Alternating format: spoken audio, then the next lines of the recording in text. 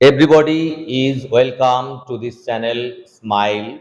Hope you are learning easily with me. Today's class is going to be very important because many of the students have requested me to teach the phrases. So, those who requested me will be very glad to have such classes. চলো আজকে তোমাদের noun phrase সম্পর্কে ক্লাসটা হবে এবং আগে তোমাদের noun ফ্রেজের কিছু ক্লাস দেওয়া আছে, সেগুলো তোমরা দেখে নেবে। এখানে নাউন ফ্রেজ বলতে তোমরা কি বোঝো, আশা করি এটা তোমরা পরিষ্কার বুঝে গেছো। তবুও আমি একটুকু আলোচনা করে দিই। ফ্রেজ সম্পর্কে তোমাদের পরিষ্কার ধারণা হয়ে গেছে আই থিঙ্ক। এখানে নাউন ফ্রেজ, যে ফ্রেজ মানে কি? শব্দ গুচ্ছ, অর্থাৎ একের অধিক শব্দ পাশাপাশি বসে যদি একটা নির্দিষ্ট অর্থ প্রকাশ করে সেটাই হচ্ছে ফ্রেজ। যে ফ্রেজটি অর্থাৎ যে শব্দগুচ্ছ নাউনের মতো কাজ করবে, নাউনের মতো অর্থ প্রকাশ করবে, অর্থাৎ নাউন হিসাবে ব্যবহৃত হবে, সেই ফ্রেজটি হলো নাউন ফ্রেজ।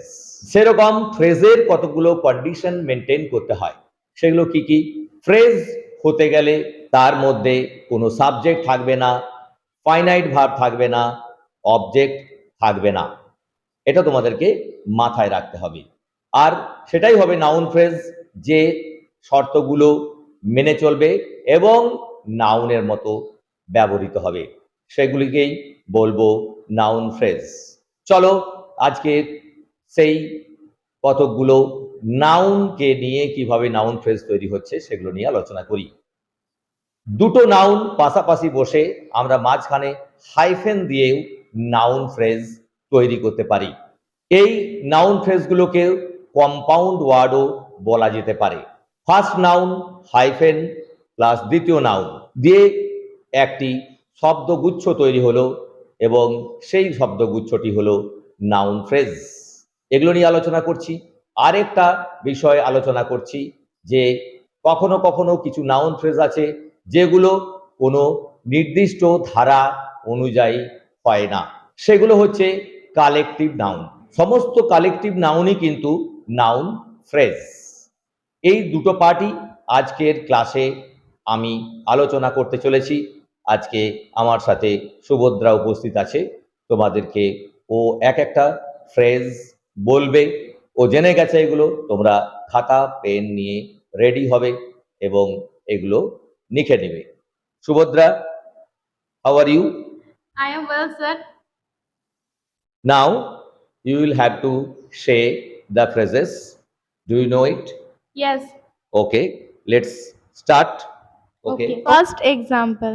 সোনার আংটি, গোল্ড রিং, পথের ভিখারি, স্ট্রিট বেগার, সমুদ্র যাত্রা, সি ভয়েস, দেহ রক্ষী, বডি গার্ড, পুজোর ছুটি, পূজা হলিডে, মুঘল বংশ, মুঘল ডাইনেস্টি, লোহার সিন্দুক, আয়রন সেফ, মৃত্যু শয্যা, ডেথ বেড, গিরি পথ, মাউন্টেন পাস, সুখ তারা, মর্নিং স্টার, রণবাদ্য, ব্যাটল ড্রাম, ব্রজ মুষ্টি, অ্যান আয়রন গ্রিপ, বইয়ের আলমারি, book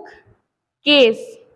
Now second collective noun work as a noun phrase. First example, এক পাল ভেড়া, a flock of sheep, এক গোছা লাঠি, a bundle of sticks, এক ঝাঁক মাছি, a swarm of flies, এক ঝাঁক পাখি, a flight of birds, এক ছোড়া কলা, a bunch of plantains. Plantain spelling is Plantains. Next, এক পাল গরু, a herd of cows, तीन दिस्ता कागज, three words of paper. Words spelling is QUIRES. QUIRES. Next. এক দল ডাকাত, a gang of dacoits. এক গোছা চাবি, a bunch of keys. এক ঝাঁক মাছ, a shoal of fish. এক ঝাঁক উড়ন্ত পাখি, a flight of birds.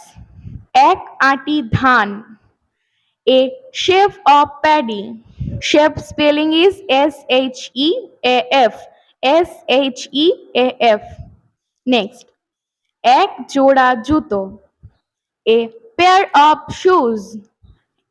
এক ঝাঁক পিঁপড়ে, a colony of ants. এক দল সৈন্য, an army of soldiers. Next. এক দল হাতি, a herd of elephant. Hope you learn Subhadra easily. Please encourage her by liking and making comments. He will be greatly encouraged if you do so.